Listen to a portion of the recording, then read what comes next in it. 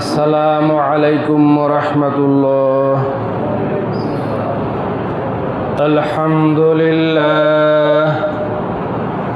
আলহামদুলিল্লাহি কাফা ওয়া সালামুন আলা ইবাদিহিল্লাযীনা ইসতাফা।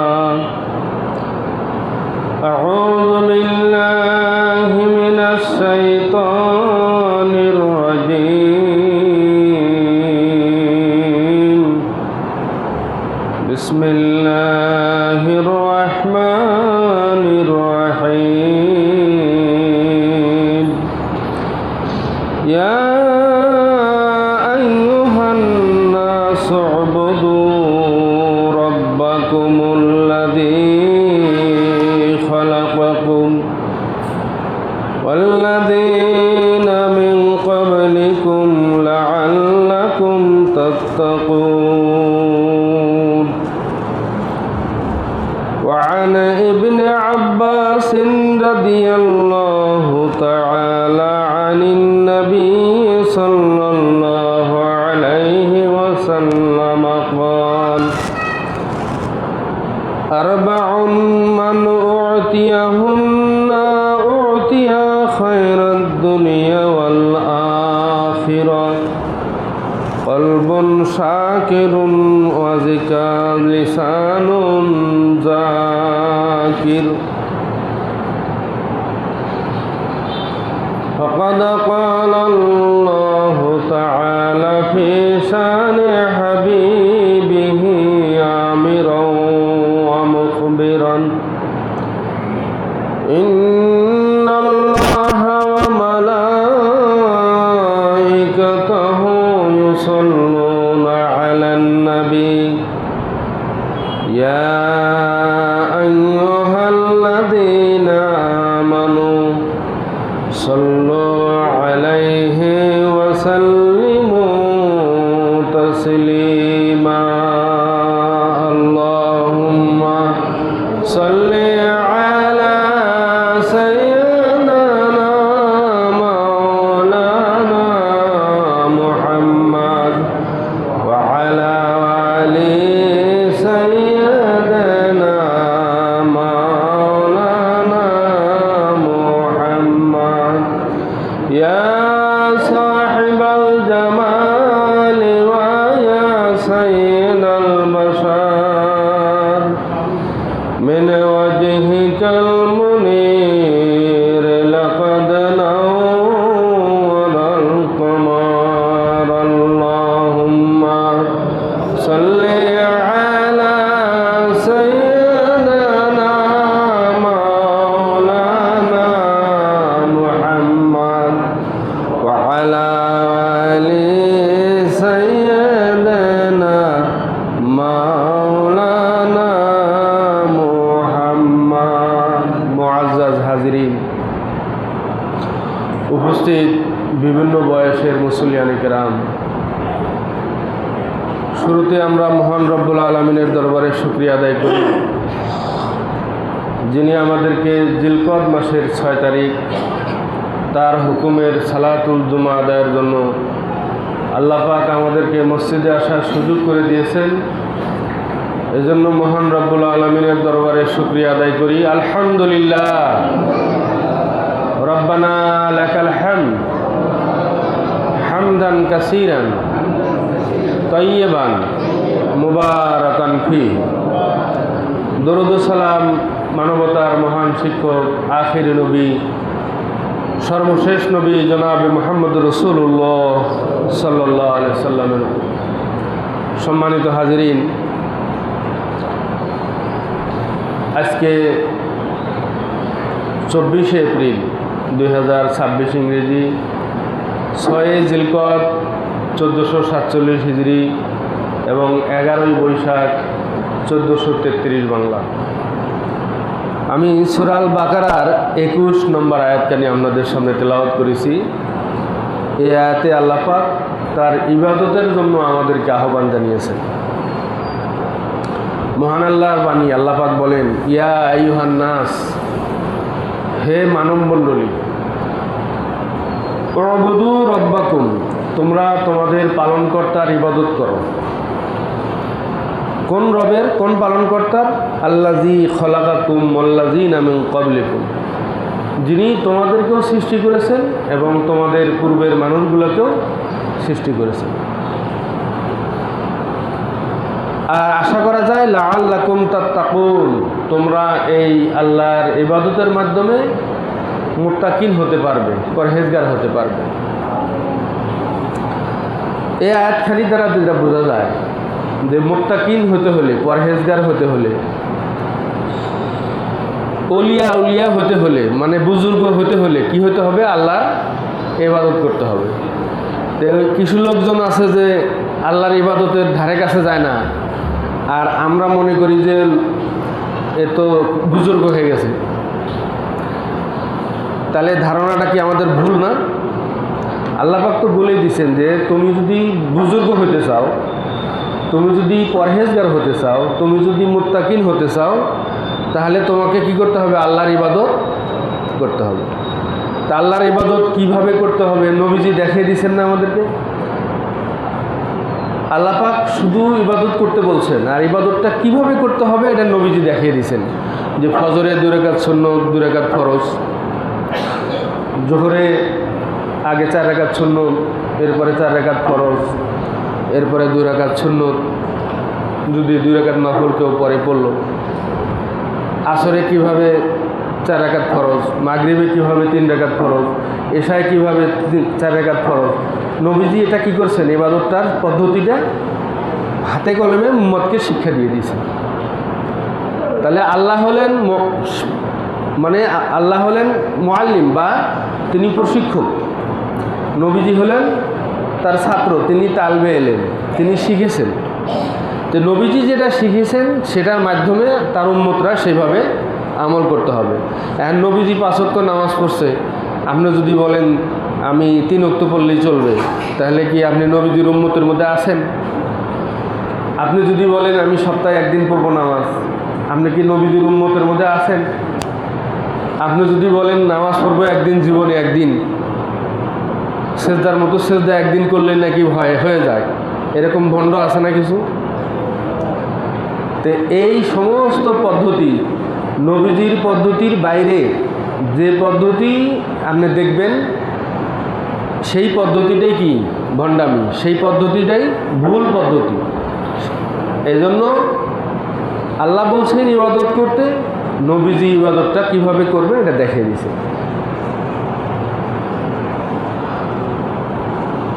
ইবাদত শব্দটার অর্থ হচ্ছে কি? দাসত্ব করা, অর্থাৎ নিজের অন্তরে মাহাত্ম্য ও নীতি জাগ্রত রেখে, ভীতি জাগ্রত রেখে এবং সকল শক্তি, আনুগত্য এবং তাবেদারিতে নিয়োজিত করা, এবং সকল অবাধ্যতা এবং নাফরমানি থেকে দূরে থাকা। মানে 2টা জিনিস এখানে, একটা পজিটিভ, একটা নেগেটিভ। ইবাদতের অর্থ হলো যে আমি আল্লাহর আনুগত্য মনের মধ্যে জাগরুক রেখে, আল্লাহর ভয় আমার মনের মধ্যে জাগরুক রেখে, তার আদেশগুলো পালন করা এবং তার নিষেধগুলো থেকে দূরে থাকা, এটার নাম হচ্ছে ইবাদত। খালি আবার পজিটিভটা মানলেন, মনে করেন আপনি নামাজ পড়েন কিন্তু ঘুষ খাওয়া বন্ধ করেন নাই, তাহলে আপনি ইবাদত, আপনার পুরোপুরি ইবাদত হয় নাই। আপনি নামাজও পড়েন আবার মিথ্যা কথা বলা বন্ধ করতে পারেন নাই, তাহলে আপনার একটা হইলো আর একটা কি হলো না, আর একটা হচ্ছে না। আপনি নামাজও পড়েন কিন্তু গালি দেওয়াও একেবারে আটকে না, মুখে পানির মতো মানে গালি দিতেছেন মানুষকে, তাহলে আপনার কি হলো? ইবাদতের একটা সাইড হলো আর একটা সাইড হলো না। তো আপনার ঘরে যদি একটা দরজা দেন বা এক সাইড যদি ওয়াল গাঁথেন আর আরেক সাইড খোলা রাখেন, আপনি কি নিরাপদে বসবাস করতে পারবেন এই ঘরে? বৃষ্টির পানি আসবে, চোর ঢুকবে, তেলাপোকা ঢুকবে, ইঁদুর ঢুকবে, কুত্তা ঢুকবে, সব কিছুই তো ঢুকবে। মানে এই ঘরটা আসলে পুরোপুরি ঘর না। এই জন্য আপনাকে ইবাদত করতে হবে, যেমন আদেশটাও মানতে হবে আল্লাহর, নিষেধটাও বাদ দিতে হবে, তাহলে সে কি হবে? ইবাদতটা পুরোপুরি হবে। আল্লাহ রাসূল সাল্লাল্লাহু আলাইহি সাল্লামের একটা হাদিস আমি পড়েছি। আল্লাহ রাসূল সাল্লাল্লাহু আলাইহি সাল্লামের হাদিসে বলা হয়েছে যে আরবাউন মান উতিয়া খায়রাত দুনিয়া ওয়াল আখিরা, যে ব্যক্তিকে 4টা গুণ দেওয়া হয়েছে তাকে যেন দুনিয়া আখিরাতের সমস্ত কল্যাণ দান করা হয়েছে। 4টা গুণ মানে 4টা ভালো জিনিস যদি কেউ রপ্ত করতে পারে, আয়ত্ত করতে পারে, তাহলে আল্লাহর নবী বলতেছেন যে তাহলে সে দুনিয়ার যত ভালো কাজ এবং আখিরাতের যত কল্যাণ সব সেই ব্যক্তি হাসিল করে ফেলেছে। আমরা কি 4টা ভালো কাজের কথা শুনবো? ইনশাআল্লাহ একটা মনোযোগ দিয়ে শুনি। 1 নম্বর, আল্লাহর নবী সাল্লাল্লাহু আলাইহি সাল্লাম বলেছেন কলবুন শাকিরুন, শুকরকারী কলব, মানে তার আত্মাটার মধ্যে শুকরিয়া আছে। আল্লাহ পাক একটু হয়তো সকালবেলা পান্তা ভাত কাঁচামরিচ মিঠাই জুটাইছেন, খাইয়া আলহামদুলিল্লাহ, আল্লাহ যেহেতু আসছে আর ভালো আমারে দেন নাই সুযোগ। কেউ হয়তো 2টা রুটি একটু ভাজি দিয়ে খায় আলহামদুলিল্লাহ। আমি পোলাও খাইতে পারলাম না কেন, আমি ডিম ভুনা হইল না আমার কপালে, আমার কপালটা এতই খারাপ, আল্লাহ কি আমার চোখত দেখে না? এগুলা কথা যারা বলে তাদের অন্তরে কি নাই? শুকর গুজারি নাই। এই জন্য আল্লাহর নবী সাল্লাল্লাহু আলাইহি সাল্লাম বলেছেন কলবুন শাকিরুন, তুমি যে অবস্থায় আছো এই অবস্থায় যদি তুমি শুকরিয়া আদায় করতে পারো, তোমার আত্মাটা যদি শুকর গুজারকারী হতে পারে, তাহলে তুমি বিশাল নেয়ামত অর্জন করেছো। আচ্ছা ভাই, আমরা সবাই ভালো থাকার চেষ্টা করি না? আচ্ছা, এর চেয়ে যদি বেশি ভালো থাকা যাইতো তাহলে আমি থাকতাম না? এর চেয়েও যদি আরো বেশি ভালো থাকা যাইতো তাহলে তো আমি আরো ভালো থাকতাম, কিন্তু আমার পক্ষে এর চেয়ে ভালো থাকা সম্ভব না। তাহলে কি করতে হবে? আল্লাহ যে হালে রেখেছেন আলহামদুলিল্লাহ আলা কুল্লি হাল, আল্লাহর শুকরিয়া যে অবস্থায় আল্লাহ রেখেছেন সেই অবস্থায়। তাহলে এই জন্য আমাদের সর্ব অবস্থায় কি করতে হবে? আলহামদুলিল্লাহ বলতে হবে। আপনি কম খাইছেন আলহামদুলিল্লাহ, একটু হয়তো ভালো খাইছেন তাও আলহামদুলিল্লাহ, শুকর আলহামদুলিল্লাহ। এই জন্য তো যতটুকু কাপড় কিনতে পারছেন আলহামদুলিল্লাহ, যতটুকু আবাদ হয়েছে আলহামদুলিল্লাহ, যতটুকু আপনি সচ্ছলভাবে চলতে পারেন আলহামদুলিল্লাহ, আজকে যতটুকু উপার্জন হয়েছে আলহামদুলিল্লাহ। তাহলে একজন মুমিন বান্দার এই তার মধ্যে তবিয়ত থাকতে হবে, তার মধ্যে এই ফিতরাতটা থাকতে হবে যে আল্লাহ পাক আমাকে যে হালে যতটুকু আমাকে দিয়েছেন আলহামদুলিল্লাহ। অনেকেই ইচ্ছা করে না যে একটু ভালো থাকতে, ভালো খাইতে, ভালো চলতে, ভালো ফিরতে, টাকা পয়সা সব আছে, এরপরেও কিছু মানুষ আজকে হাসপাতালে শুয়ে আছে না? টাকা আছে, বিল্ডিংও আছে, সব আছে, কিন্তু তারপরেও হাসপাতালের বিছনায় শুয়ে আছে কিনা? অক্সিজেন লাগিয়ে রাখছে না? স্যালাইন লাগিয়ে রাখছে না?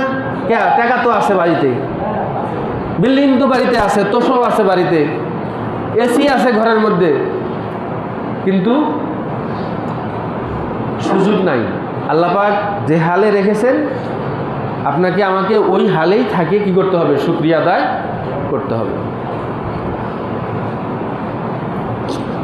এই আমাদের অন্তরটা এরকম তৈরি করতে হবে যে আল্লাহ পাক যে হালে আমাকে রেখেছেন এই হালে কি আলহামদুলিল্লাহ, আল্লাহর শুকরিয়া। কি আমরা আল্লাহর শুকরিয়া আদায় করতে পারবো? ইনশাআল্লাহ।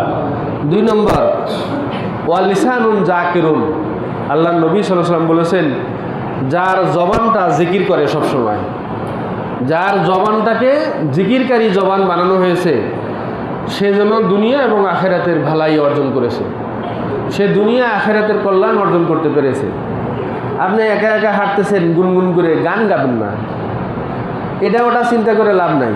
আপনি জিকির করেন, যে দোয়া জানেন ওইটাই পড়তে থাকেন, সুবহানাল্লাহ বিহামদিহি সুবহানাল্লাহিল আযীম। কতটুকু না পারেন খালি সুবহানাল্লাহ পড়েন, খালি আলহামদুলিল্লাহ জানে না এরকম মানুষ আছে নাকি?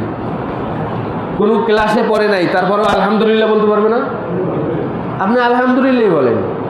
হাদিসে বলা হয়েছে আলহামদুলিল্লাহ সুবহানাল্লাহ ও আলহামদুলিল্লাহ তামলাআনিল মিজান, আলহামদুলিল্লাহ এবং সুবহানাল্লাহ এই দুইটা কি করবে? মিজানের পাল্লাকে পরিপূর্ণ করে দিবে। সবাই বলেন সুবহানাল্লাহ। আপনি একবার আলহামদুলিল্লাহ বললে আল্লাহ রাব্বুল আলামিন তার নবীর মাধ্যমে জানিয়ে দিয়েছেন যে তার সওয়াবটা হয় হলো এই আসমানের ফাঁকা জায়গা যে আছে এতটুকু সওয়াব আপনার আমলনামার মধ্যে যোগ হয়। সুবহানাল্লাহ। তা আপনি আপনার জবানটাকে রূপবানের গান গেয়ে কী লাভ ভাই? রূপবানের গান গাইলে সব হবে,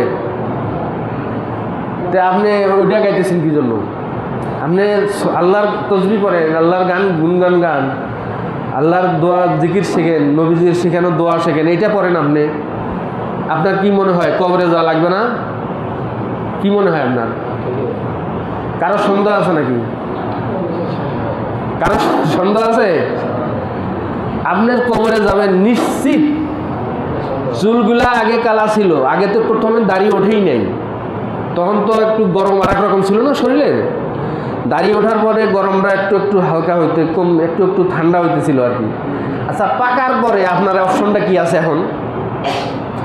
এই যে দাড়িগুলা পাইকা সাদা হয়েছে, এরপরে অপশন কি আপনার বলেন? কবর ছাড়া আর কোনো অপশন আছে? আপনার দুনিয়ায় যদি একেবারে সারিবাদী সালসা দিয়ে ভরেও দেওয়া যায়, আপনার টিউবওয়েলের পানি যদি সব সারিবাদী সালসা হয়ে যায়, ওইটাও যদি আপনি খান, ওইটা দিয়ে যদি আপনি গোসল করেন, এরপরেও আপনি জোয়ান হবেন। আরও কি জোয়ান হবেন? আপনারা যদি এর মেডিকেল মোড়ে সব ওষুধগুলো খাওয়াই দেওয়া হয়, আপনার যৌবন ফিরে আসবে? আপনি তো ফাইনাল, আপনি একদম ফাইনাল, আপনি কবর এখন সামনে। আপনার যৌবনকাল গেছে, আপনার একবারে যেটা একদম তরতাজা যুবককাল সেটা চলে গেছে, মানে বৃদ্ধ যেটা সেটাও মোটামুটি শেষের পথে, এখন বার্ধক্য একবারে, মানে চলে না চলে কখন কয় না এক পা কবরে আর কি। তা আপনি তো বুঝতেই পারতেছেন যে আমার অপশন নাই, আর আমার অপশন শেষ। শিশুকাল গেছে, যৌবনকাল গেছে, একবারে তরতাজা যুবককাল যেটা যেটা একবারে তকবকে যৌবন সেটাও গেছে, নর্মাল বৃদ্ধ যেটা সেটাও গেছে, এখন পঞ্চম স্টেজে আসছে আমি, অর্থাৎ আমার এখন নিঃশ্বাস এই চলে এই চলে না, এই কবরে এক ঠ্যাং ঢুকলো কি এক ঠ্যাং বাড়ায় উপরে, এই অবস্থায় আপনার মধ্যে আমি আসি। তাহলে আমার মুখ দিয়ে, আমার জবান দিয়া যেটা দিয়ে লাভ হবে, আমার কবরে যেটা দিয়ে আমার লাভ হবে, তাহলে আমার জবানটা সেই কাজে ব্যবহার করা উচিত না? আমি তো গান গাইলে কোনো সওয়াব হবে না, আমি তো কবিতা বললে কোনো সওয়াব হবে না, আমি তো অন্য কোনো কিছু বললে কোনো সওয়াব আমার আমলনামায় যোগ হবে না। তাহলে আমি কে আমাকে ভুলিয়ে রাখছে? আল্লাহ পাক কোরআনে বলছেন, মা গররাকা বিরব্বিকাল কারীম, হে মানুষ, তোমার মহান রব সম্পর্কে তোমাকে কে ধোকায় ফেলে রেখেছে? মা গররাকা, কে তোমাকে ধোকার মধ্যে ফেলে দিয়েছে? কে তোমাকে গলক ধাঁধার মধ্যে ফেলে দিয়েছে? কে তোমাকে ভুলের মধ্যে পরিচালিত করতেছে? কে তোমাকে কুয়াশার মধ্যে ধাবিত করতেছে? বেরব্বিকাল কারীম, তোমার মহান রবের প্রতি এবং সম্মানিত রবের প্রতি, যে রব তুমি তাকে ডাকলেও খাওয়ায়, না ডাকলেও খাওয়ায়। এই জন্য আল্লাহ পাক কারীম। কারীম মানে কি? যিনি সবার সম্মান বোঝেন, সবাইকে যিনি সম্মান দিতে জানেন, এই ধরনের ভদ্রগুণ যার মধ্যে থাকে তাকে কারীম বলা হয়। তা আল্লাহ পাকের মধ্যে কি এই ভদ্রগুণটা আছে না? আপনি নামাজ পড়েন নাই, খাওয়া বন্ধ হয়েছে? আপনি রোজা রাখেন নাই, আপনার কি খাওয়া বন্ধ হয়েছে? আপনি জিকির করেন নাই, আপনার কি বাতাস বন্ধ হয়েছে, অক্সিজেন বন্ধ হয়েছে? তো সবই তো আল্লাহ পাক চালু রাখছে। এই জন্য আল্লাহ পাক কারীম। এই জন্য আল্লাহ পাক কারীম, যে তিনি সবার প্রতি সদাশয়, তার যে ডাকে তাকেও খাওয়ায়, যে তাকে ডাকে না তাকেও খাওয়ায়। সম্মানিত ভাইয়েরা, আমি নতুন কোনো কথা বলতেছি তা না, এগুলা আপনারা জীবনে মেলায় শুনছেন। এখানে দাঁড় করে দিলেও একজন 2-4 ঘন্টা করে ওয়াজ করতে পারবেন। এত জ্ঞান, এত এলেম আপনাদের মাথার মধ্যে ভরপুর হয়ে আছে। এখন আমার দায়িত্ব একটু শুক্রবারে আপনাদেরকে কিছু বলাটাই বলি, আর একটু খেয়াল করি যে যদি আমার মধ্যেও একটু আমলে আনতে পারি, এই চেষ্টাটা। সম্মানিত ভাইয়েরা, তাহলে আমাদের জবানটা কি করতে হবে? শুয়ে আছেন, ঘুম ধরে না, আপনি জিকির করেন, দেখবেন জিকির করতে করতে আপনি কি করেছেন? ঘুমিয়ে গেছেন। আল্লাহ পাক নিজেই এটা বলে দিয়েছেন, আল্লাহ বিজিক্রিল্লাহি তাতমাইন্নুল কুলুব। ওহে শোনো, আল্লাহর জিকিরের মাধ্যমে তোমার অন্তর প্রশান্তি লাভ করে। আপনার অন্তর যদি প্রশান্তি লাভ করে, কি ঘুম আসবে না? আত্মাটা যদি শান্তি পায়, আপনার ঘুম আসবে কিনা? আল্লাহ পাক তো ঘুমের ওষুধ বলে দিয়েছেন যে আলা বিজিক্রিল্লাহি তাতমাইন্নুল কুলুব, আল্লাহর জিকিরের মাধ্যমে তোমার অন্তরে প্রশান্তি লাভ করে। আপনি কোথায় খুঁজতেছেন ঘুমের ওষুধ? আপনি ঘুমানোর জন্য কোন ফর্মুলা অবলম্বন করতেছেন? আল্লাহ আপনাকে যে ফর্মুলা শিখিয়ে দিয়েছে আপনি সেইটা ফর্মুলা অবলম্বন করেন। যে জিকির জানেন আপনি সেই জিকিরই করেন, সেটাই করেন। সূরা পড়তে পারেন সূরা পড়েন, জিকির করতে পারেন জিকির পড়েন, দোয়া পড়তে পারেন দোয়া পড়েন। আপনার অন্তর প্রশান্তি লাভ করবে, আপনার ঘুম এসে যাবে। সম্মানিত ভাইয়েরা, এই জন্য রাস্তায় হাঁটতেছেন জিকির করেন, বাসে বসে আছেন জিকির করেন, অটোতে বসে আছেন জিকির করেন। খাজিরা লাভ করে লাভ কি? এরপর খালি দুর্নাম করে লাভ কি? মানুষের দুর্নাম করলে গেলা যদি 10 জন মানুষের দুর্নাম করার পরে একটা স্বভাব হইতো, তাও তো একটা কাজ কথা ছিল। 10 জন মানুষের আপনি দুর্নাম করতেছেন, তার দোষ চর্চা করতেছেন, যে শুনছো তো আজকে অমুকে কি করছে, শুনছো অমুক আজকে কি মানে এটা করছে ওটা করছে। এইরকম 10 জন মানুষের আপনি শুনছো করলে গলা কয়টা নেকি হবে? একটা নেকি হবে? হবে না। অথচ আপনি ওই মানুষটার দোষ চর্চা না করে আপনি যদি সুবহানাল্লাহ পড়তেন নেকি হতো না? এর মধ্যে কোনো ভুল আছে? আলহামদুলিল্লাহ পড়লে নেকি হতো না? আপনি যেটা পারেন সেই দোয়াই আপনি পড়তে থাকেন। তাহলে আপনার জবানটা যদি সবসময় জিকিরে থাকে, তাহলে আপনি আল্লাহর রাসূল সাল্লাল্লাহু আলাইহি সাল্লাম বলেছেন যে আপনি দুনিয়া এবং আখিরাতের সবচেয়ে দামি জিনিসটা আপনি অর্জন করে ফেলেছেন। 3 নম্বর, ওয়াবাদানুন আলাল বালায়ে সাবিরুন। আল্লাহ পাক যার শরীরটাকে এত ধৈর্যশীল করেছেন যে যত বিপদ-আপদই আসুক না কেন সে আল্লাহর বিধান থেকে সরে যায় না, বা আল্লাহর হুকুম থেকে সরে যায় না, বা আল্লাহর সীমা সে লঙ্ঘন করে না। বিপদ আসছে এই জন্য কাউকে গালি দেয় না, বিপদ আসছে এই জন্য কাউকে দোষারোপ করে না, বিপদ আসছে এই জন্য সে অধৈর্য হয়ে নিজের জামা কাপড় ছিঁড়ে ফেলে না। অর্থাৎ সে কোনো সীমা লঙ্ঘন করে না। সে ভাবে যে হাসবুনাল্লাহু ওয়া নি'মাল ওয়াকিল, নি'মাল মাওলা ওয়া নি'মান নাসির। আল্লাহর পক্ষ থেকেই দেখুন সব কিছু, আল্লাহই আমার সাহায্যকারী, আল্লাহই আমার অভিভাবক। এই জন্য হ্যাঁ, আপনার পা যদি কাটা ফোটে, এটা ধৈর্য ধরার মানে এই না যে আপনি কাটাটা খুলবেন না, কাটা সহই আপনি হাঁটতে থাকবেন, এটার নাম ধৈর্য না। কাটা খুলবেন, কিন্তু যে কষ্টটা পাইছেন তার জন্য একটা দোয়া করেন, ইন্না লিল্লাহি ওয়া ইন্না ইলাইহি রাজিউন, তাহলে আপনি সওয়াব পাবেন। বিপদ যেটা যে কারণে বিপদ হয়েছে, বিপদটা আপনি দূর করেন, আপনার সাধ্যমতো বিপদটা আপনি দূর করেন, কিন্তু সবর করতে হবে, অধৈর্য হওয়া যাবে না, হাউকাউ করা যাবে না।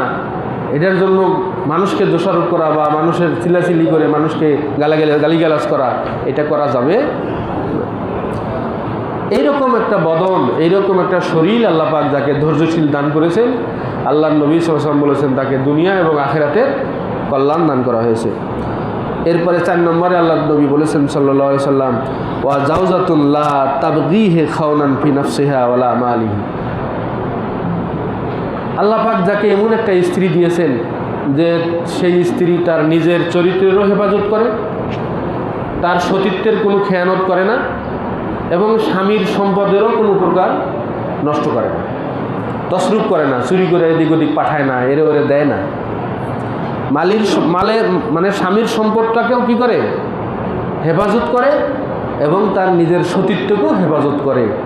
এই ধরনের গুণবতী স্ত্রী যাকে আল্লাহ পাক দান করেছেন, আল্লাহর নবী সাল্লাল্লাহু আলাইহি সাল্লাম বলেছেন তাকে যেন দুনিয়া এবং আখিরাতের একটা মূল্যবান ভালো জিনিস তাকে আল্লাহ পাক যেন দান করেছেন। আল্লাহ রাসূল সাল্লাল্লাহু আলাইহি ওয়াসাল্লাম অন্য হাদিসের মধ্যে বলেছেন, আর দুনিয়া কুল্লুহা মাতাউন ওয়া খায়রু মাতাউহা ইমরাতুস সালেহা, যে দুনিয়াটা সমস্তই হলো একটা সম্পদ, তার মধ্যে উত্তম সম্পদ হলো নেককার স্ত্রী। যে স্ত্রী তার নিজের সতীত্বকে হেফাজত করে, যে স্ত্রী তার সন্তানদেরকে আদব কায়দা শিক্ষা দেয়, যে স্ত্রী তার সন্তানদেরকে পরহেজগার নেককার করে গড়ে তোলে, যে স্ত্রী তার নিজের চরিত্রকে হেফাজত করে, সতীত্বকে হেফাজত করে, এই ধরনের নেককার সলেহা, ইমরাতুন সলেহা, নেককার স্ত্রী আল্লাহ পাক যাকে দান করেছেন তাকে যেন দুনিয়া এবং আখিরাতের সবচেয়ে উত্তম জিনিসটাই তাকে যেন আল্লাহ পাক দান করেছেন। সম্মানিত ভাইয়েরা আমার, আল্লাহ রাব্বুল আলামিন আমাদেরকে এই শকরকারী আত্মা, জিকিরকারী জবান, ধৈর্য ধারণকারী আমাদের দেহ এবং নেককার সতী সাধবী স্ত্রী যেন আল্লাহ পাক আমাদের সবাইকে দান করেন। ও আখিরু দাওয়ানা আলহামদুলিল্লাহি রাব্বিল আলামিন। যারা সুন্নত পড়েননি পড়ে